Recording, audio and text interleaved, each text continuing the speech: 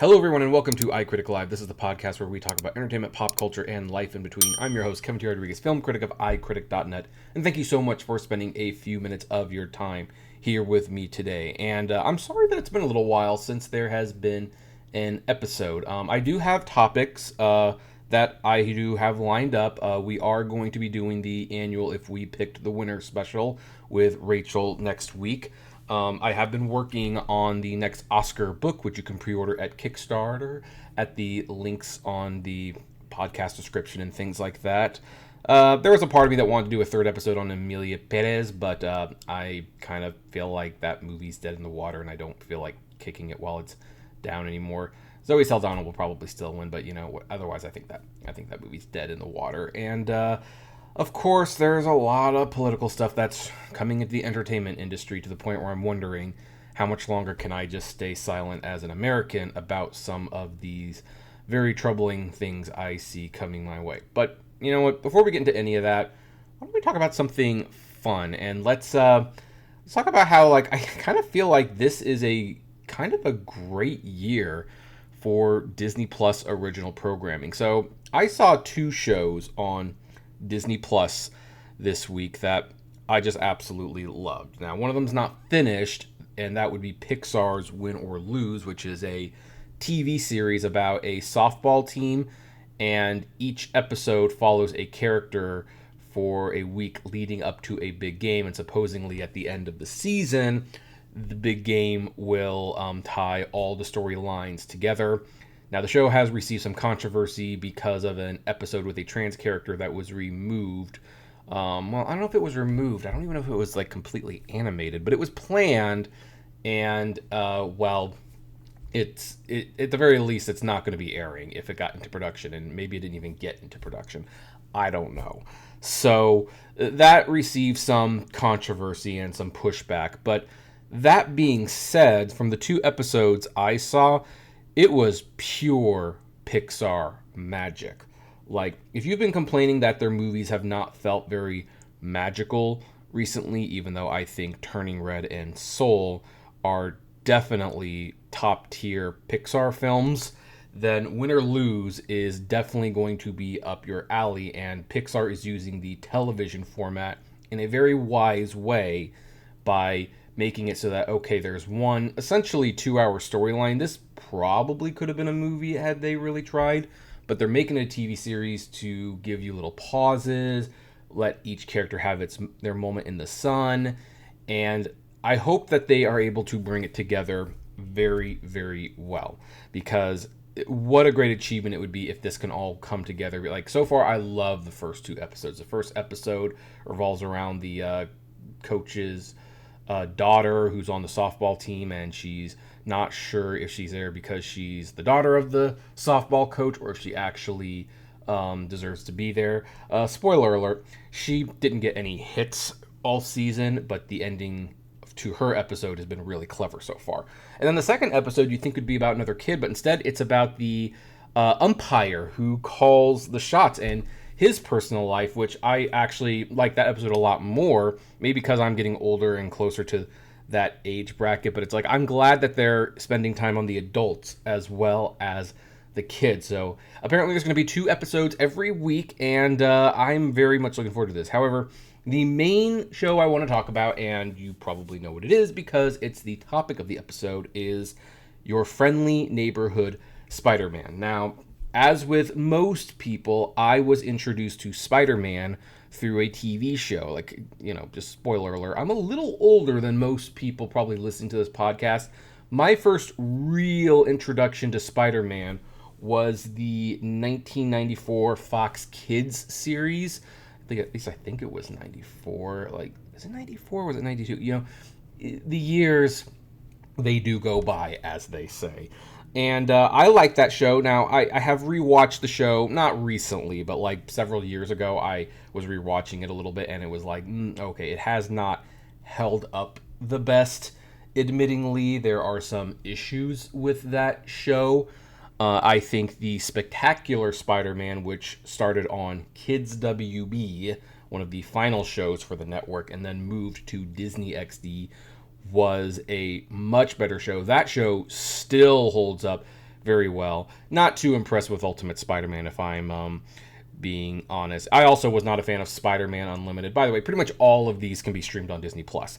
But Disney, or well, not Disney, but Marvel decided they wanted to finally make a Spider-Man series themselves, and so they have made an animated Spider-Man series called Your Friendly Neighborhood Spider-Man that takes place in one of their different universes, because God forbid they make a show that has absolutely no connection to the Marvel Cinematic Universe, which apparently this was going to be, but then they just found that it was going to be too cumbersome, so they did the whole, like, well, it's one of the alternate universes. I don't know why we have to even explain that much. Can't it just be a Spider-Man show without someone saying, well, how does this tie into the MCU? But, you know, whatever. And, by the way, several other characters show up in the show, like Iron Man and Doctor Strange, and even Daredevil, who is being voiced by Charlie Cox, who has been playing Daredevil in the Netflix series and the upcoming Daredevil Born Again. So that was kind of cool. And this is definitely a series that is taking new liberties with the franchise, with the characters. Aside from the fact that Uncle Ben is still dead, there is no Felicity here. There's been no Mary Jane. Nico, who was a member of the Runaways, is actually Peter's best friend, and she seems to have a little bit of a crush on him. So, you know, Harry and Norman Osborn are now African American, which is that obviously got some racist people all upset, but who cares? Coleman Domingo is voicing Norman Osborn. But even more important than their skin color is the fact that the series is kind of hinting that even though Osborn is developing the Green Goblin technology, he might not be the Green Goblin at the end of the day. And the second episode even has Osborn discovering Peter's secret identity and actually being the main financer to how Spider-Man develops his technology and his costume and things like that. And that's all really cool in my opinion. Now, Dr. Octopus, he looks pretty much the same, although he has not officially become Dr. Octopus yet. And, Tombstone is in this, but this is probably the most sympathetic Tombstone I've ever met. I really hope this character has a redemption arc, because he's such a good kid, and he is kind, and he's falling into a bad crowd, and I'm hoping that he doesn't just wind up in jail, that there is a path for him to, move forward in life and do better, if you will, because he is a really cool character. I really do like how diverse the show is. Now, one of the controversies that this show got was that the main character, well, not the main character, the main actor who played Peter Parker said that he thought it was just going to be some woke show, but that it was actually really good. And, I think that probably does need to be addressed, because I'm not going to deny that it was a stupid thing to say. But when I watched the show, I kind of understood where he was coming from, because this show went very much out of its way to be as diverse as possible. Except for, I think, Peter and Dr. Octavius. Everyone is a different ethnic group or disability or something. Now, there is nothing wrong with that, but they went so far out of their way that it's like, I could see how someone might say, are you just being diverse just to be diverse? Or, is this going to be well written? Because, look, I'm going to tell you folks, as someone who watches a lot of stuff, sometimes when shows go out of their way to be super diverse, the issue isn't the diversity. It's like, that's what they're focusing on. They're not focusing on the story. They're not focusing on the characters. They're thinking like, oh, well, we're going to get some brownie points if we make this person gay, or we make this person black, or we make this person bisexual or Asian or whatever. We're going to do that, and that might cover up the poor writing. So even though that was a very stupid thing to say, because for the record, Spider-Man has always been woke. Spider-Man has always been woke. I think Spider-Man was the first comic book that actually addressed with the drug epidemic. And Stan Lee was definitely a friend of everyone and anyone. Now, but that being said, even though that was a dumb comment, this is a well-written show. It's nice to see that they are giving these characters full life. And in fact, here's another thing. You notice how I mentioned that, Felicity Jones and like Mary Jane and Gwen Stacy, I also forgot to mention. They're not in this. I actually think this is a good thing in a way because they're creating this diverse cast, but they're creating either new characters that are diverse or they're taking characters that otherwise did not get much attention in other mediums and they're giving them a spotlight, and that's a great way to do it. I'd actually be okay if there is no Mary Jane in this. If, Norman Osborn, maybe instead of becoming Green Goblin, maybe he becomes Venom. There's something there that suggests that could happen.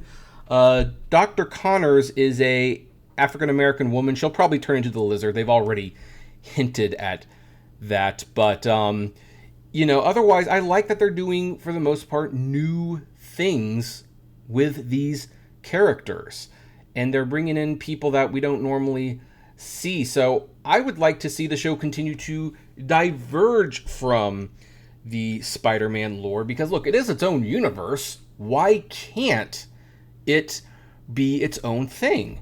Like, why can't Spider-Man, or Peter Parker and Nico become sweethearts if they want? Or Peter Parker and the girl who used to babysit him, now that she's seeing him more as a man and not as a kid. Like, why can't this go in a different direction than what we're used to? I mean, and here's where the gatekeeping thing becomes a problem. Like, look, here's the thing. I understand that there's a established lore and that there are very key important things. And obviously Uncle Ben dying is still one of those things. They weren't ever going to change that.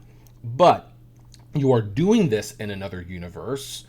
Like, why can't Peter's path go down a different road? By the way, I'd be perfectly cool of them making a Spider-Man villain series if they wanted to one day under the guise of a different universe thing. I know Disney will never do that, but,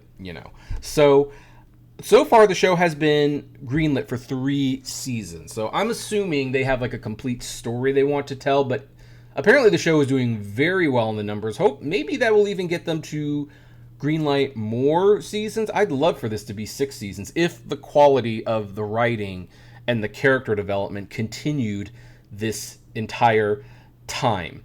So I guess that's a little bit of a scattered review, if you will. But like I said, I just wanted to get another podcast episode out there. I hate leaving you guys hanging. But there's going to be more. There is definitely more in the pipeline. And the main reason I wanted to do this topic is because when I find good things that I like to share with people, I really want to share them with people. It's easy to make a podcast episode where things are all bad and doom and gloom. And if I was a grifter, I would take the woke topic of this show and run with how, they're trying to ruin America or something for money. I don't know, even though I think that's totally nonsensical. But I like these shows. Win or Lose so far is a great start to Pixar's first non-franchise TV series, because they did make Monsters University, or Monsters at Work, I should say. And that was a pretty good show, too, if you haven't checked it out. And this Your Friendly Neighborhood Spider-Man is a slightly funky animation style aside.